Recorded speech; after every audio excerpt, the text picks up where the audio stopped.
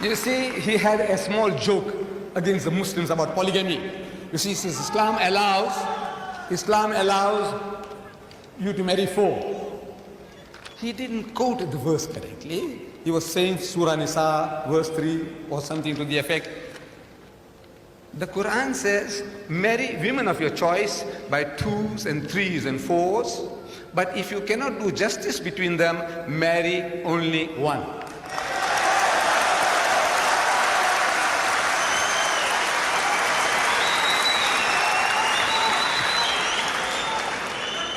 The only religious book, I'm saying the only religious book on the face of the earth, which has this expression, marry only one, is the Quran. There is no other book on earth.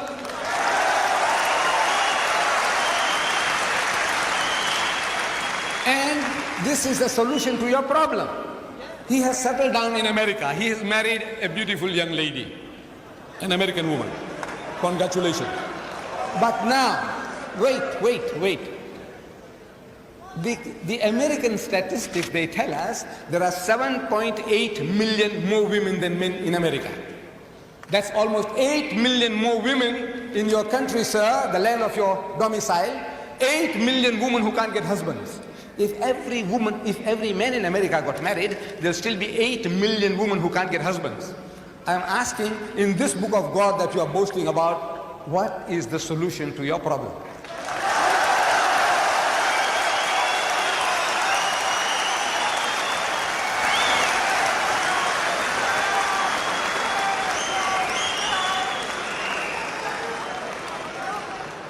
Jimmy Swaggart.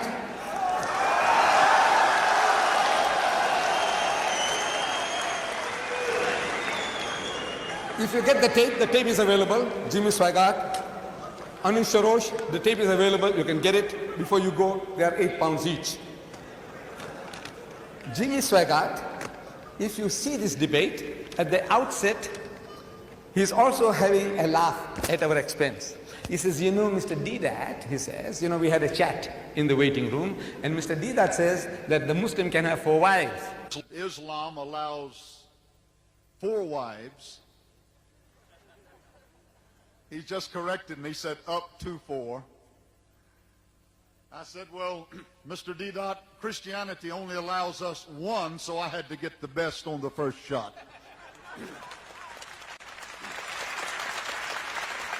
But you see, Christianity allows us only 1. And I had to choose the best.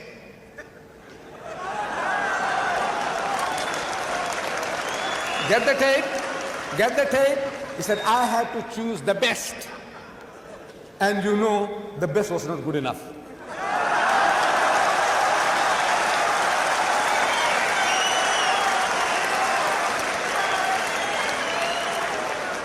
Look. All these tele-evangelists, all one by one, they're all falling. Reverend Marvin Gorman, an evangelist, you know, tele-evangelist, he appears on television, tantalizing millions. He was caught with a prostitute.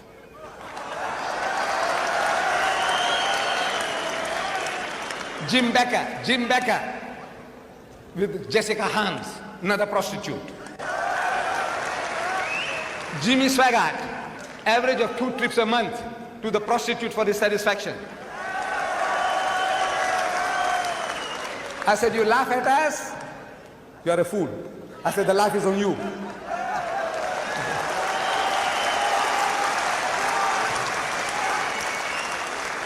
You Americans, you have a problem. You Britisher, you have a problem. You French, you have a problem. You Germans, you have a problem. And to these, there are no solutions in your book. No solution. Islam gives an answer to your problem.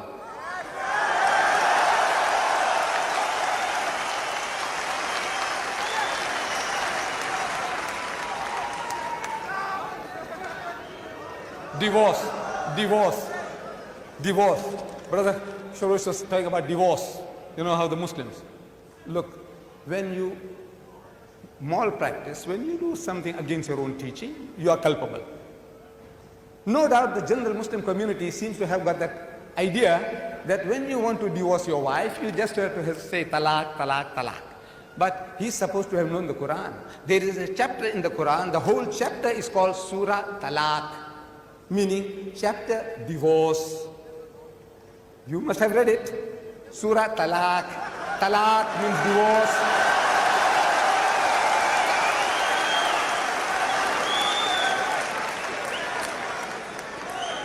At the outset, Brother Sharosh, he said he has been studying the Quran for 2 years now. 2 years. Sure. See what the Quran says, please, brother. And then point a finger at the Quran and say, look, this Quranic teaching is not right, it's not feasible, it's unreasonable. Talk about the Quran. Don't talk about the Muslims. As much as we have bad Muslims, you have bad Christians.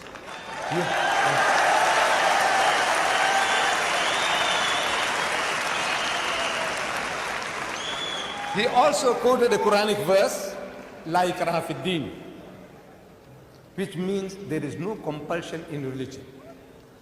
Compulsion is worthless. At the point of the gun or the knife, you force somebody to say, read the Shahada, the Kalima, the Creed of Islam, and the man is forced to read. What is it worth? Nothing. There is no compulsion in religion. But the insinuation is that the Muslims were doing compulsion. I said, look, my brother, Sharosh, you are a proof that the Muslims didn't use any compulsion for 1,400 years.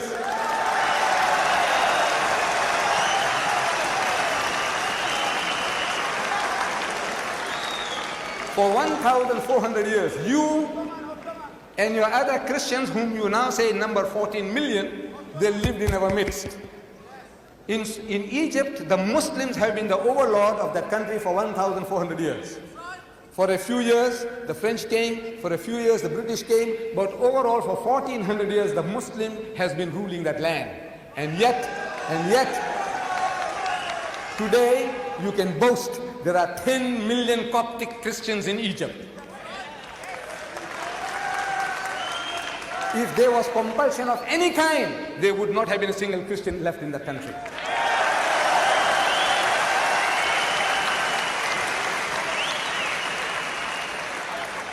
The Muslims ruled Spain for 800 years. 800 years. We, because we failed to deliver the message, we were kicked out. We were kicked out. Shame on us. We didn't fulfill our obligations.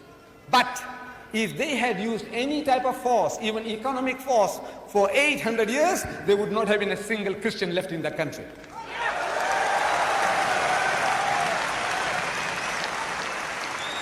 We Muslims, we ruled India for 1,000 years. But after 1,000 years of Muslim rule, eventually when partition takes place, the Muslim gets 1/4, the Hindu gets 3/4. Why? Because we didn't do the job. We didn't use any compulsion.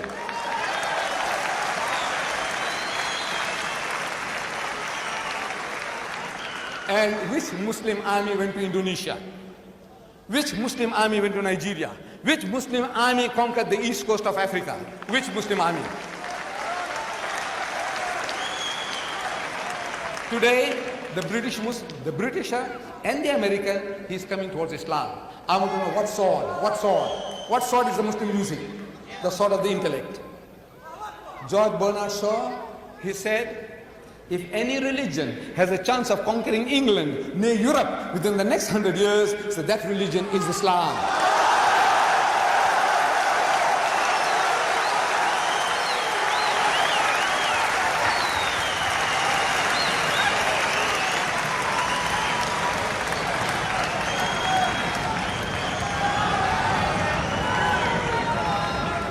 Look,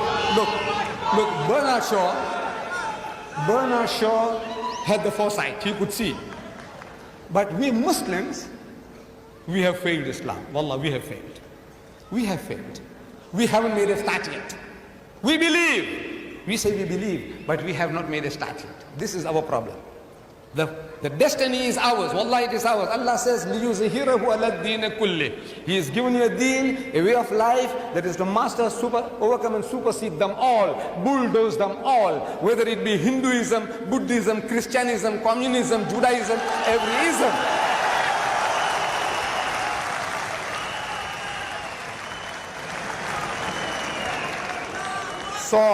Sword.